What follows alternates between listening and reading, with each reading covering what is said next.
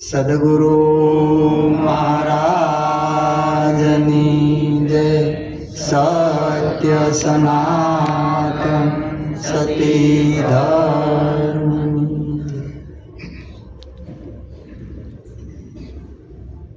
આજનું ભજન ખડકાળા નિવાસી પ્રભુ ભક્ત શ્રી બાબુભાઈ તથા ભાનુબેન તથા તેમના દીકરાઓ દિલીપભાઈ તથા નીતિનભાઈ તથા તેમની પુત્રવધુ આશાબેન તથા મિત્તલબેન આ સર્વે મળી અને આજનું ભજન રાખવામાં આવ્યું છે.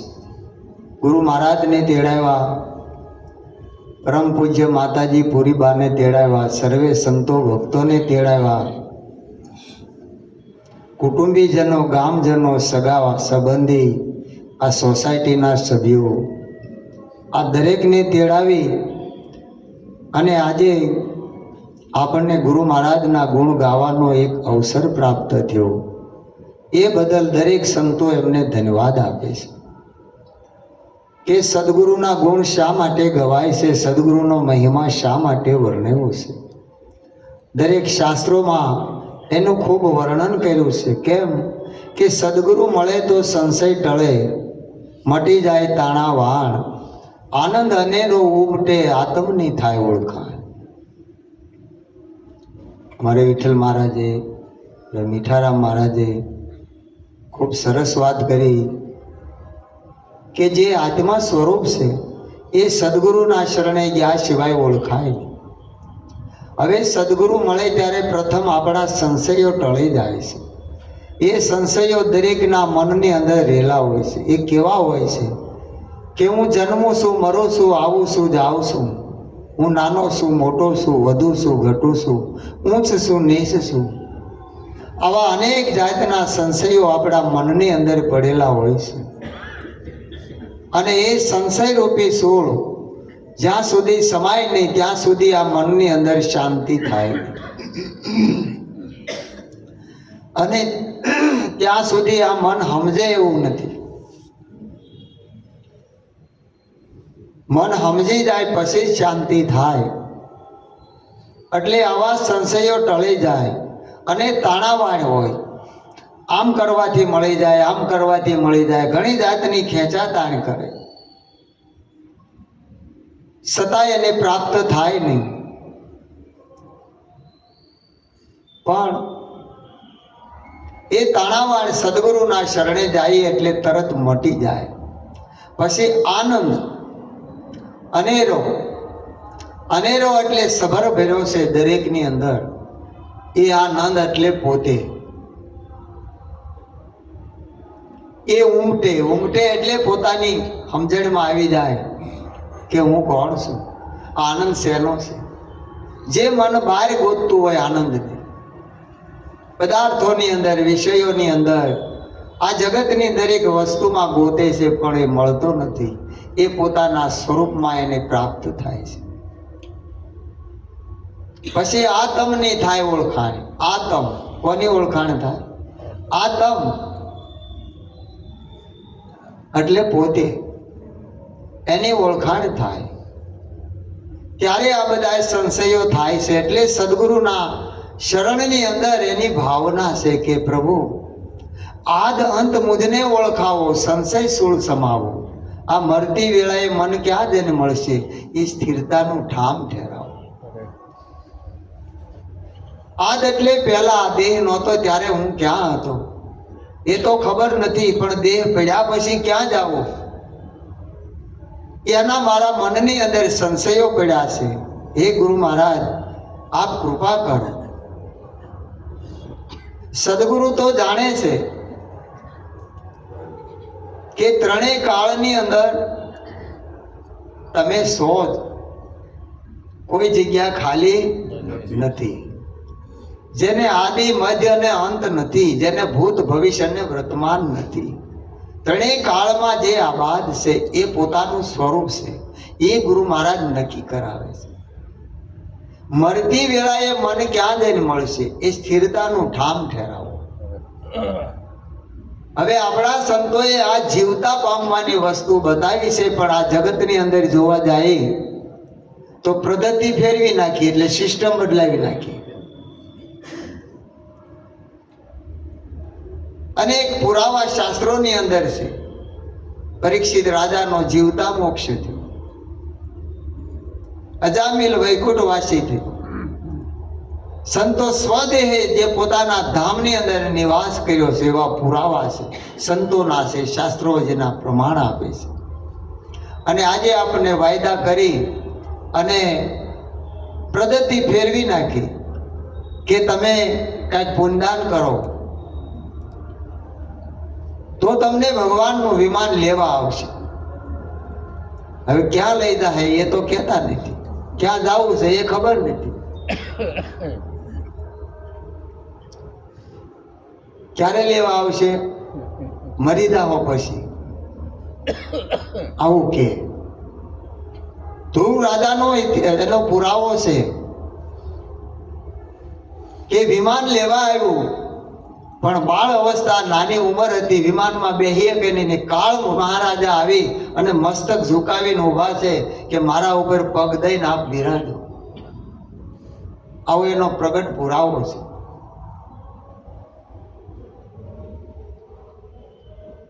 એટલે કીધું જીવતા તે પહોંચું તે પદને, સદગુરુ સહાય તમારી, ભીન સમામાં ભાન ભૂલાશે, મતી નહીં પહોંચે મારી. હે ગુરુ મહારાજ, આ બધું મેં વાંચ્યું, વિચાર્યું, બધું જોયું, પણ બધા મર્યા પછીને મોક્ષની વાત કરે છે. એ તો કેમ ખબર પડે? મારે તો જીવતા પામવું છે. તમારી સહાય જોઈએ, તમારો સહારો જોઈએ. આ જગતની અંદર જે જેને પ્રાપ્ત થયું એને સદગુરુના શરણે જવાથી પ્રાપ્ત થયું છે, આપમેળે નથી થયું. વાંચી લો ઇતિહાસ પુરાણા, સંતો પીરો ફકીરોના, સદગુરુએ બદલ્યા સૌના, લખ્યા લેખ તકદીરોના. આજ સુધી થયા બધા, સ્વયં કોઈ પામ્યા નથી. રામકૃષ્ણ અને નાનકને સ્વયં નજરે આવ્યા નથી, આપમેળે નથી આવ્યા. દર્શન સ્વયંનું સદગુરુ જ કરાવે, પણ માધ્યમ સદગુરુ છે. એની કૃપા વગર કોઈ વસ્તુ થાય નહીં. એટલે સંતો લખે મોક્ષ મૂલમ ગુરુ કૃપા. શેનાથી છે? ગુરુની કૃપા એ જ મોક્ષ છે. બેઠા ન્યા જ મોક્ષ છે. પણ જ્યાં સુધી હમણાં વિઠ્ઠલ મહારાજે કીધું કે આપણે મન આપ્યું નથી, ત્યાં સુધી કેમ નક્કી થાય? કારણ કે સદગુરુના શરણે ગયા અને જો આપણે સમર્પણ કર્યું હોય, આપણે બધું અર્પણ કરી દીધું હોય, કે જ્યાં સર્વસ્વ પોતાનું હોમી દીધું, કુરબાની આપી દીધી, તો પછી હું રે? કઈ રે ખરું? હવે એને પૂર્ણ શરણાગતિ કહેવાય કે જબ મેં થા તબ હરી નહીં, અબ હરી હે તબ મેં. બે વસ્તુ નથી. આપણે બોલી ને કે ભાઈ ગુરુના શરણમાં લાકડી પડે એમ પડી ગયો અને એનો ઉદ્ધાર કરી દીધો. આપણે એના આખ્યાનો સાંભળી, શાસ્ત્રની અંદર એના પુરાવા જોઈએ. લાકડીની ઉપમા આપી, લાકડી પડે એમ આપણે કેમ પડ્યા કયો?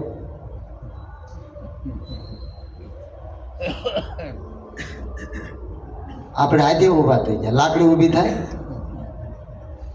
લાકડી હાથે ઊભી થાય? લાકડી પડી જાય પછી એને આપણે હાથે પકડીને ઊભી કરવી પડે તો ઊભી થાય.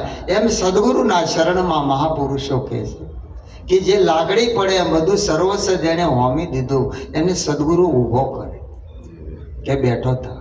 जाग मुसाफिर भोर भई, अब रैन कहाँ तुम सोवत है, जो सोवत है वो खोवत है और जागत है वो पावत है. तू जागी जा.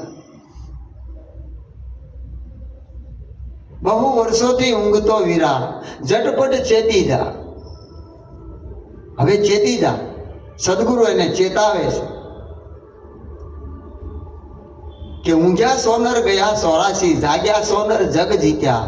રામાનંદ કા ભણે કબીરા, અનુભવી અને બે છડિયા. नाम भजन भी नहीं निस्तारा हजू समझ मन क्यों सोता आ जागृत नगरी को चोर न लूटे અને જખ મારેગા જમ લૂટા ઊંઘ્યા એ 84 માં ગયા 84 કોને છે કયો આ જીવને છે ને આ જીવને 84 માં નાખે 84 માંથી ફરતા ફરતા મનુષ્ય દ્વારે આવે આનો ઉકેલ ક્યારે આવે સદગુરુ વિના ઉકેલ આવે અનંત જન્મો વ્યા ગયા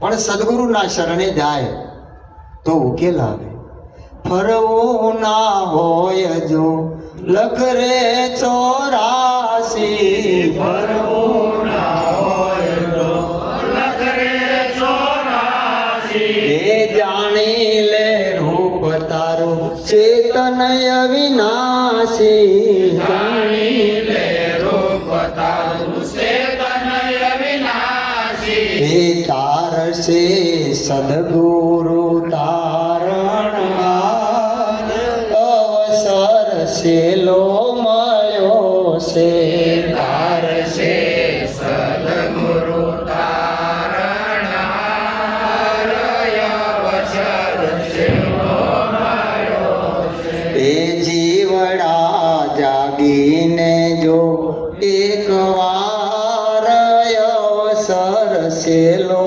મળ્યો છે જીવડા જાગીને જો એક વાર અવસર સેલો મળ્યો છે એ મોંઘો મળ્યો મનુષ્ય અવતાર ભવનો ફેરો ટળ્યો છે મોંઘો મળ્યો મનુષ્ય અવતાર ભવનો ફેરો ટળ્યો છે હે જીવ તું જાગી જા જગાડે છે અને જગાડે સંત જગાડે છે એટલે કીધું હંસા જાગેલા જગાડે ભવ નિંદર છે જેની દીદાર દશાયું ભરપૂર હંસા એવા પ્રગટ સદગુરુને સેવીએ જે પ્રગટ છે એ જાગૃત છે અને જાગૃત છે એ જગાડે છે કે તું જાગી જા એટલે નિરાતનો દેશ નિરાળો કીધો નિર્લેપ કીધો અને નિર્દોષ કીધો શા માટે કે જાગૃત છે જગાડે છે કોઈ વાયદાના વેપાર નથી કોઈ મર્યા પછીની વાત નથી અને એ નિર્લેપ કેમ છે કે એનો કોઈ ટેક્સ નથી કોઈ ફાળો ફંડ નથી કોઈ ઉઘરાણું નથી એનો કોઈ આશ્રમ નથી ગ્રસ્તાશ્રમમાં રહી પુરુષાર્થ કરી અને પરમાર્થ કરે છે એ નિરાતના આચાર્યો જે નિરાતના સંતો છે એ કાર્ય કરે છે કારણ કે એક જાગ્રત દશા છે જેને જ્ઞાન દશા કહેવાય અજ્ઞાન દશા એને જીવ દશા કીધી એ અજ્ઞાન એટલે ઊંઘો અને અજ્ઞાન દશામાં ઊંઘે છે લૂંટાતા કૂટાતા ઘણી જાતનું એને ભાર આવે છતાંય હાથમાં કાંઈ આવતું નથી પણ સદગુરુ છે એને લૂંટાતા કૂટાતા બચાવે છે એટલે ચોખ્ખી વાત કરે છે કે અંતર્યામીથી નથી અજાણ્યું દાખે દેવ દયાળુ આદ અંત અને મધ્ય મળવાનું નિરાત નામ નિહાળો ચોખ્ખી વાત કરે છે કે 5 વર્ષ પછી આવજો પછી તમને કહેવું એમ નહીં તરત દાન ને મહાપુણ્ય વાયદાનો વેપાર નહીં અંતર્યામી કોણ છે ભાઈ કે ગુરુ મહારાજ છે આપણે કઈ ગુરુ મહારાજ બધું જાણે તો ગુરુ મહારાજ કોણ છે તમે કોણ છો બે છે કે એક અંતર્યામી પોતાનો આત્મા વાલો મારો વિલસ્યો પોતાની મોત એ સ્વયં પોતે એ સદગુરુ મહારાજ છે બીજું કોઈ એનાથી અજાણ્યું નથી દાખે દેવ દયાળુ જે ગુરુ મહારાજ છે એ દેવના દેવ છે એને આ આપણને દાખ્યું એટલે સમજાયું છે કે આદિ મધ્ય અને અંત જે મળવાનું છે એવું નામ છે અને એ નામ છે, નિજ નામ છે, એનું સ્વરૂપ આપણને ઓળખાયું છે. અને એ સ્વરૂપ ઓળખાય એને ખદાને ખોટ પડે ખરી? એટલે સંતો કે ખર્ચે ન ફૂટે વાકો ચોર ન લૂટે, દિન દિન બઢત સવાયો પાયો જી મેને નામ રતન ધન પાયો. આ એના પુરાવા છે. આવો અમૂલક રતન કે જે આપણા સદગુરુ લાલજી મહારાજ જેવા જો સદગુરુ મળે તો પારખ કરાવી દે, કે જેના માટે મુનિઓ જન્મો સુધી જતન કરે છતાંય હાથમાં નથી આવતું, એનો અણસાર નથી આવતો. આપણને બગાવ ખાતા હાકરનો ગાંગડો મોઢામાં આવે એમ સદગુરુ મહારાજે સુલભ કરી દીધું. મોટા મોટા મુનિ જન મથી મથી થાક્યા, મોટા મોટા મુનિ જન મથી મથી થાક્યા, કોઈ કબીરલાને હાથે ચડ્યો રાણાજી અમને રામ રમકડું જડ્યું. કોઈ વિરલાને હાથે ચડ્યો રાણાજી અમને રામ રમકડું જડ્યું. શૂન્ય શિખરના ઘાટ ઉપર, શૂન્ય શિખરના ઘાટ ઉપર અગમયો ગોચર નામ પડ્યું રાણાજી અમને રામ રમકડું જડ્યું.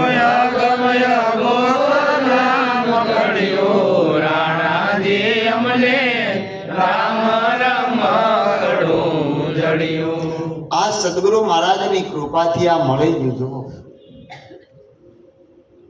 કે જે રામ નામનું જે રતન છે એ મળી ગયું. મળવું એટલે એક સ્વરૂપ, હું અને હરી જુદા નથી, એવી નામની ઓળખાણ કરાવી. હમણાં મીઠા મહારાજે કીધું એમ કે એક જ શબ્દની અંદર, કારણ કે ઉપદેશ છે એ શબ્દના માધ્યમથી આપ્યો છે. નામ છે એ શબ્દાતીત છે, અક્ષરાતીત છે, ગુણાતીત છે, રૂપાતીત છે. પણ શબ્દમાં લાવી અને શબ્દનું રૂપ લઈ અને જે બોલતું તું એ નક્કી કરાયું. નગર બોલે ખરું? કોની હારે બોલે? હે? ગુરુ અને શિષ્ય જ્યારે ભેગા થાય ત્યારે બોલે, અને બોલે ત્યારે એક થઈ જાય, પછી જુદા રહે. આવું સ્વરૂપ નક્કી થઈ જાય, આવું નક્કી કરાવી દે. અને એ જ્યારે નક્કી થાય ત્યારે જ આમાંથી નિવડો આવે, ત્યારે જ પાર આવે, નકર આવે નહીં. નારદ મુનિ જેવા જુઓ સદગુરુનો મહિમા છે કે ભગવાનની હારે બેહનારા છતાં એના માથે 84 આવી. આ સંતોના અનુભવ છે. મહર્ષિ નારદ મન ગોવિંદનું એના શિર પર 84 આવી. ઢીમર ગુરુએ શાન બતાવી, પલ મેં 84 મિટાઈ, ગુરુજી કો મહિમા કયો નો. નારદજી બેઠા હોય ને ભગવાન આડો આમ પડદો રાખે, લક્ષ્મીજી જોઈ ગયા એટલે કીધું પ્રભુ આવું કેમ? કે આ નુગરા છે.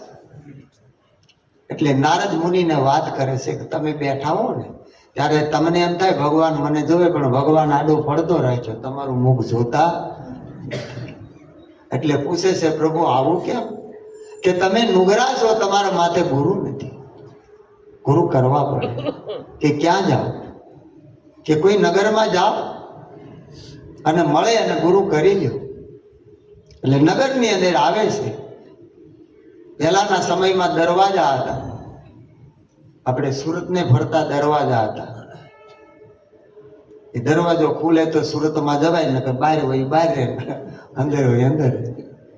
એમ આમાં એવું, દરવાજો તો ખુલી ગયો તો ખુલી ગયો, નગર બહાર આંટા મારે. એ નગરના દરવાજામાં પ્રવેશ કર્યો તો સામે ઢીમર માછીમાર ખંભે દાળ નાખી અને આવે, જોઈ જા ઘરે રામ રામ ભાઈ કરી પાછા વળી ગયા.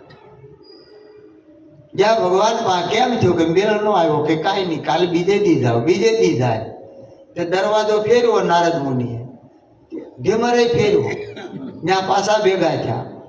આની માથે તીખારા લે, આની માથે લે, આ ભારે કરી. પાછા ગયા વૈકુંઠમાં. ભગવાન કે કેમ? તો કે હજી મેળ ન, હજી પાછા જાઓ. ત્રીજે દિવસે જાય. ઢીમર ને એમ કે આ ઊભી સોટી વાળો સાધુ મળે છે તો માછલું નહીં જાવ. આને એમ કે આ આવે છે તો મને ગુરુ નથી મળતા. પાછા ભેગા કે વળી પાછા આવ્યા. ભગવાન કે હવે તો કે આમાં કઈ મેળ નથી. તો કે હવે છેલ્લો દિવસ છે, આ સુધારવા માટેનો છેલ્લો દિવસ છે. હવે જે મળે એનું ગુરુ કરી લેજો. ભગવાને આજ્ઞા ગયા ત્યાં એના ઢીમર. ભગવાનનો આદેશ હતો એટલે પગ પકડ્યા, પ્રભુ મને ઉગાડો. એલા ત્યાં લોહી પીધું સાધુ. આ વાહે પડી ગયો. 4 દીધા મારો ધંધો ભાંગી ગયા. 4થો દિવસ શું છે કે મારે તમને ગુરુ ધારણ કરવા છે. મારા મસ્તક ઉપર હાથ મૂકો અને મને રામ નામનો મંત્ર, મને ગુરુ મંત્ર આપો. કે ભાઈ જા હું તારો ગુરુ, પણ તું લપ હું ક્યાંથી જા. આપણને છૂટા જ કર્યા છે ને, તોય લપ કરી. બરોબર, છૂટા જ કર્યા. શ્રીલંકા છે બનાવ્યા છે. બરોબર, સમજી જાય. એ લપ મૂકી દે, નકર લપ લપ કર્યા કરે. આનું હું, નાનું હું, આગળ હું કે તું આગળ હું. ગુરુ કરીને આવ્યા. ભગવાન અંતર્યામી જાણી ગયા કે આને ગુરુનો દ્રોહ કર્યો, ગુરુના અવગુણ જોયા. કારણ ગુરુ કોઈ વ્યક્તિ નથી. આને વ્યક્તિને ગુરુ માન્યા, ગુરુને ઓળખ્યા નહીં. એટલે નારદ મુનિ બેહીને માટી ખોદાવ્યામાં નવી માટી પુરાવીને ગાયનું સાણ લીપાવીને તૈયાર કરે. અને આવી રીતે લક્ષ્મીજી જોઈ ગયા. પ્રભુ વળે આ હું? તો કે આ ગુરુનો દ્રોહી બન્યો. આને ગુરુનો દ્રોહ જોયો. એટલે નારદ મુનિ કે પ્રભુ હવે શું કરવું? કે તમારા માથે 84 આવી. કેમ? કે 84 ખાતાનો જીવ હતો, 85માં ગુરુ મળ્યો, 86માં પોતા લગડું વધાર્યું તમે. કે હવે તો કે પાછું ન્યા જ જવું પડે, નકર મેળ આવે નહીં. વળી પાછા આવ્યા. ઢીમર હામાં મળ્યા, પગમાં પડ્યા. પ્રભુ ઉગારો કેલા ભાઈ ત્યારે હવે હું પાછું તને આપી દીધું આપવાનું. હવે હું છે ગુરુ મહારાજ પાસે કઈ હવે આપી દીધું. તો કે પ્રભુ મને ક્ષમા કરો, મેં ભૂલ કરી. કે કેમ? કે મેં તમને ઢીમર માછીમારના રૂપમાં જોયા, ગુરુનું દર્શન મને ન થયું, માટે મારા માથે 84 આવી. હવે એમાંથી કાઢો કે ભગવાનની પાસે લઈ આવો, જાઓ. 84 કેવી હોય? એ ભગવાન લાવ્યા છેતરાવી નારદ મુનિ. કે 21 લાખના 4 ખાના, આમાંથી આમાં જવાય, આમાંથી આમાં જવાય. પછી કે આમાંથી આમાં જવાય, નીકળ બાર હોય. માથે હાથ મૂક્યો, જા તાર માથે 84 નહીં. ગઈ હા આવ્યા. પણ સંશય થાય કે આમ જાતી છે. બોલો, નારદ મુનિ થયો તો આપણું શું બધું? એમ થોડું થઈ જાય. એ પેલા થઈ ગયા. બરોબર, તો મારો બાર આટા દરવાજો બંધ. નગરમાં પછી પ્રવેશ થાય નહીં. કે નારદ આ 84 આવી કેમ? કે પાપી અમને 50 મળજો, નુગરો નો મળજો 1. એ નુગરાના શિર ઉપર લખ્યા લખ 84 ના લેખ. આ તો તમે લેખ લખાવીને આવ્યા, પણ ગુરુ મહારાજ મળે ને તો એમાંથી નીકળી જાય ભાઈ. કાશી નગર નારે ઘાટમાં લખ આવે ને લખ જાય. મારા લાખા ગુરુજી કેરો રે સંદેશો રે ઉલ્યા, નુગરાથી કયો નવ જાય. લાવો કુચીને તાળા ખોલીએ કુચી, માલમ ગુરુજીને હાથ. ગુરુજી આવે ને તાળા ઉગડે કુચી, સદગુરુને હાથ. લાવો કુચીને તાળા ખોલીએ. કુચી લાવો તો તાળા ખોલીએ. લોયણ કે લાખા એ તો મારા માલમ ગુરુ. જેને માલુમ હોય, જેને ખબર હોય એ તાળા ખોલે ત્યારે આ બંધનમાંથી મુક્ત થવાય, નકર ન થવાય.